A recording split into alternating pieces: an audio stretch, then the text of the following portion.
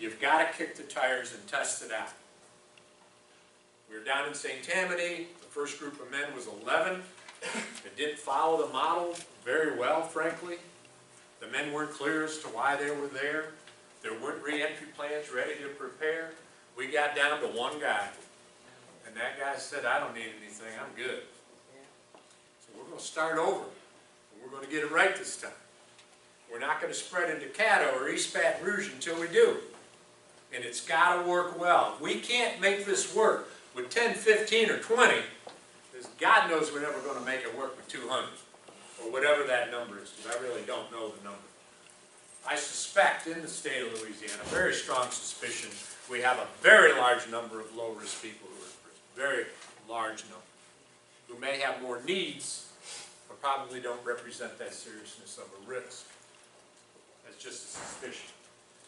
So, once that plan is started while they're still in prison, that re-entry accountability plan, they're released, they meet with their parole officer, and then we continue that plan in terms of what the expectations are for reporting, attending different programs, etc.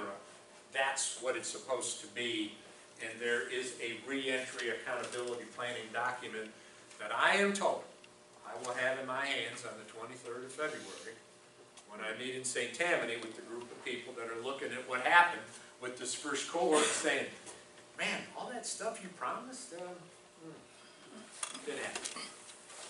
Well, you know, what did we learn? We learned it didn't happen because different individuals didn't follow through. Let's tighten that up.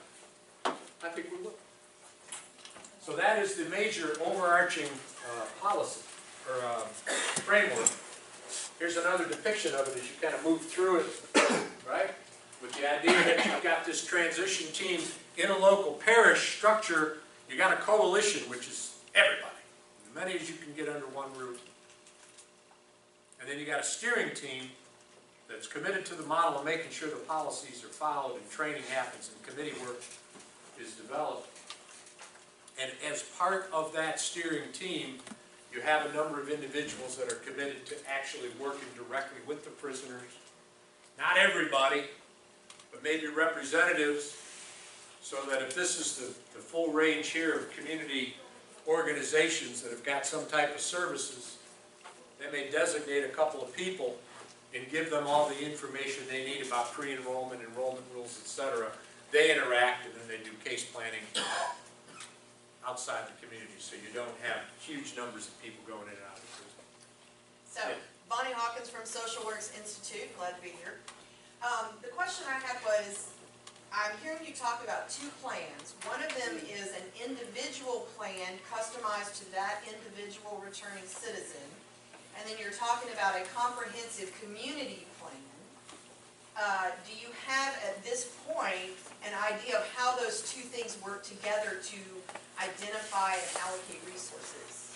Yes. Assets, you know, housing, transportation, and so the Community Comprehensive Reentry Plan, which will be unveiled in the next 2 to 3 weeks, depicts how you intend to work with the individuals getting out. So it's a more comprehensive view of what's going on in the community, how your steering team is going to be working hand in glove with the Department of Corrections, in this case with the West Baton Rouge Reentry Center, to work with the individuals to do improved individualized case planning, and as a result of committee work for education, employment, behavioral health, housing,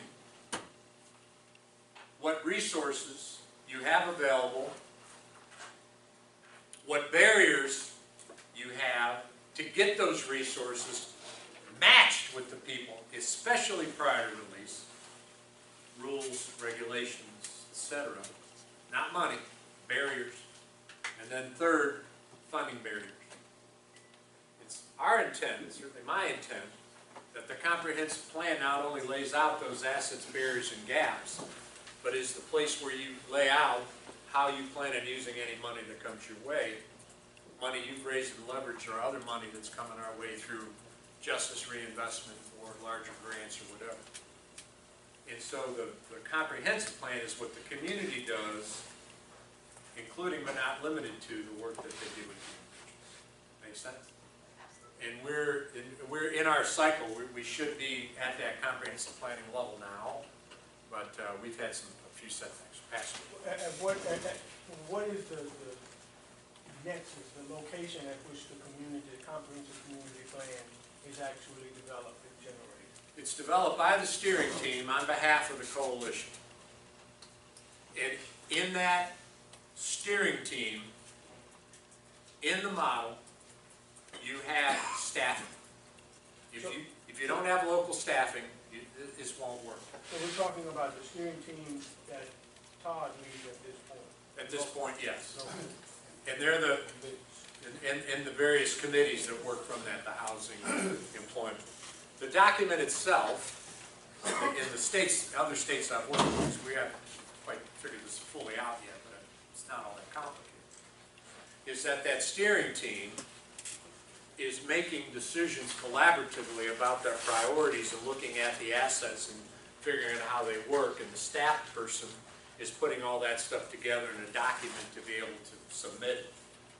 And in Michigan, where we first had this, because we were closing prisons and taking 10 cents on a dollar from that to reinvest, we had $57 million in our fund. It's quite a bit of money. So we used the comprehensive plan as a comprehensive plan budget request application. So it was two things at once. We need to be ready to be able to do that once the first cohorts have been tested and we see how it's working. Now, we might be able to apply that comprehensive planning to that cohort. It might be a good way to do it. I got to make sure I got the buy-in from all the stakeholders. The Department of Corrections does have some ideas on how they want folks to apply for money from them, and it doesn't include this, what I'm talking about here. So we got a little work to do. But the entity that is responsible for the hands-on, making certain that everything is working the way it's supposed to, is the steering team and those three co-chairs, and logically the chairs of these committees would be on that steering team as well. And in this community, that is the steering team of a broad coalition, getting broader all the time, and we got some work to do to try to figure out what, with the work you're doing, what that's going to look like in the future, etc. So we're moving on that now. Does that answer your question? yes. Okay. Yes, ma'am. Hi, I'm Mary Ann Mason. I work at Healthy Flu, one of the Medicaid managed care companies, as a behavioral health liaison. But my question is really more towards what I do personally, which is I'm part of the Louisiana Association of Peer Support. And my question is, where does peer support come into that model? And, you know, because you were talking about how, you know, we don't want to put the people with the most trouble with those with the least. But in my experience, a few years ago, I went through Louisiana Certified Peer Specialist training, and there were a number of people who were in recovery as well as having committed crimes that, you know, they were doing well, but sometimes that lived experience can really make a difference. I think it's a huge issue, and I've got to tell you that all the written documentation I have does not do that any type of justice. And these things need to be improved to make sure that what I'm about to say is reflected. In the organizational work I've done historically, I ran a place called, you'll love this, the Ex-Convicts Organization. They named it. It was back in the 70s, a while ago. I was the only person that hadn't been in prison who was in the organization. We used nothing but a peer support model. And in fact, the folks that we used more pronounced were folks that had done a good bit of time, had failed many times and succeeded, and those are the people I hired to be able to do the work. And how we end up bringing mentoring into this, the good news is it's going to be up to every community to do that in the way that they think is most efficient, and it should be no holds barred, and the department has shown a great deal of respect for making certain that former prisoners are involved in this process. both at the structural level and then in the operations level. So I think that you can help lead that charge here, and perhaps this is the place that does it first and does it best. Yes, sir. Reggie Brown from Guardian Initiative in St. Louis, Paul. Do you know if Department of Corrections is looking at changing the rule where if you're already working in prison ministry, that you can't have contact with those prisoners once they come out? No, I don't know. That would be helpful. Yeah. For example, we think one of our guys fell through the cracks. In Gardena, we have this coalition that we're talking about with behavioral health, the churches and so forth. And we had information from one of the ministers that one of the guys was getting out in February. We got this in December. I was perfectly happy to go and talk to him.